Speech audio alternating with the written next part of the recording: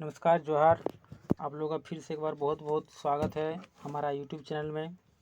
दोस्तों, आज हम लोग क्लास 12 के इकोनॉमिक्स का अध्ययन करेंगे।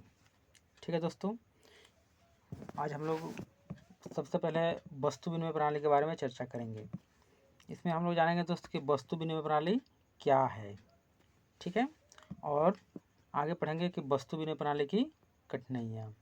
दोस्तों, यह बहुत ही इम्पोर्टेंट चैप्टर है।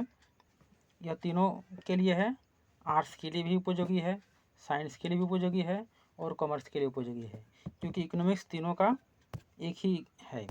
इसलिए चलिए दोस्तों आगे बढ़ते हैं। आप लोग इससे पहले हमारे चैनल को सब्सक्राइब कर दीजिए और लाइक कर दीजिए तथा दोस्तों में शेयर कर दीजिए, ताकि हम नया नया वीडियो आप लोगों के लिए बना पाएंगे। दोस्तों शुरू करते हैं। सबसे पहले हम लोग जानेंगे कि वस्तु विनिमय प्रणाली क्या है, इसके बारे में चर्चा करेंगे। इसके बाद हम लोग आएंगे वस्तु विनिमय प्रणाली की कठिनाइयों में। तो जानते हैं दोस्तों वस्तु विनिमय प्रणाली के अर्थ। दोस्तों, मुद्रा के अस्तित्व में आने से पहले वस्तु विनिमय प्रणाली पाई जाती थी। वस्तु विनिमय प्रणाली का अर्थ होता है एक वस्तु का दूसरे वस्तु के साथ विनिमय करना। जब मुद्रा का आविष्कार नहीं हुआ था, उस समय व्यापार होता था, लेन देन होता था, तो वस्तु के द्वारा विनिमय होता था। हर एक व्यक्ति सब कुछ तैयार नहीं कर पाता था। कोई व्यक्ति निपुण कपड़ा में होता था, अपना कपड़ा तैयार करता था, कोई खेती करता था और अदला बदली करता था। वस्तु विनिमय प्रणाली में वस्तुओं और सेवाओं का विनिमय मुद्रा के बिना होता है। इसमें विक्रेता और क्रेता एक दूसरे के संबंध में आते हैं, निर्धारित शर्तों पर वस्तुओं का लेन देन करते हैं तथा विभिन्न वस्तुओं का मांग और पूर्ति में संतुलन पैदा करते हैं। ये हो गया अर्थ। अब इसका परिभाषा जानते हैं दोस्तों। परिभाषा में क्या है? प्रोफेसर चांडलर के अनुसार आर्थिक वस्तुओं का तथा सेवाओं का दूसरी वस्तु के साथ प्रत्यक्ष विनिमय को वस्तु विनिमय प्रणाली कहा जाता है। तो इस तरह से दोस्तों ये हो गया वस्तु विनिमय प्रणाली का परिभाषा। अब हम लोग इसके कठिनाइयों के बारे में चर्चा करेंगे।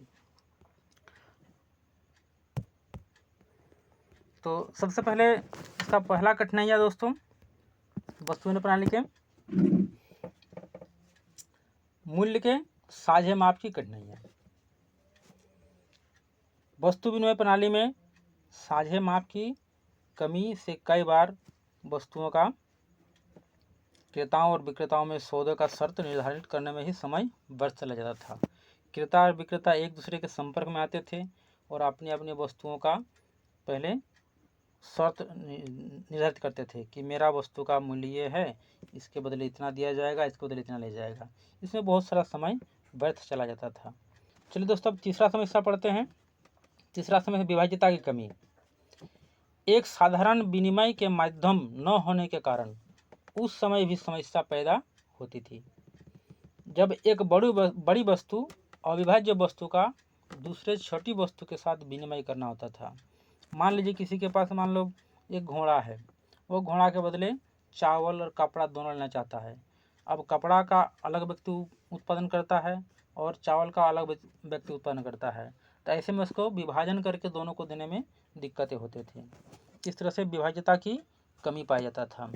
अब हम लोग पढ़ेंगे चौथा जो समस्या थी या चौथा कठिनाई थी, वो था धन संचित करने की समस्या। यह बहुत बड़ी समस्या थी। ठीक है दोस्तों, वस्तु विनिमय प्रणाली में धन अथवा मूल्य को संचित करने की व्यवस्था नहीं थी, क्योंकि कुछ वस्तुएं नाशवान होती है तथा उसका भंडारण करने में बहुत ऊंची लागत लगती है। यानी कह सकते हैं वस्तु को चिरकाल के लिए हम लोग संचित करके नहीं रख सकते हैं, क्योंकि वस्तुएं नाशवान होती है। तो इस तरह से धन संचित करने की समस्या वस्तु विनिमय प्रणाली में पाई जाती थी। अब अगला जो समस्या थी वो दोस्तों वो थी स्थगित भुगतानों की कठिनाइयाँ। स्थगित भुगतानों का कठिनाइयाँ, इसका अर्थ क्या होता है? ऐसे ढंग की ऐसी कोई संतोषजनक प्रणाली नहीं करता जिससे स्थगित भुगतान की भविष्य में भुगतान करने के लिए विधि लिखित हो सके। इससे भविष्य में वस्तुओं का तथा सेवा का गुणों सहित वापस करने में बहुत कठिनाइयाँ होती थी। तो इस तरह से पांचवा समस्या हो गया दोस्तों वस्तु विनिमय प्रणाली का। इस समस्या से स्पष्ट होता है कि वस्तु विनिमय प्रणाली बहुत ही एक तरह से कठिन प्रणाली थी,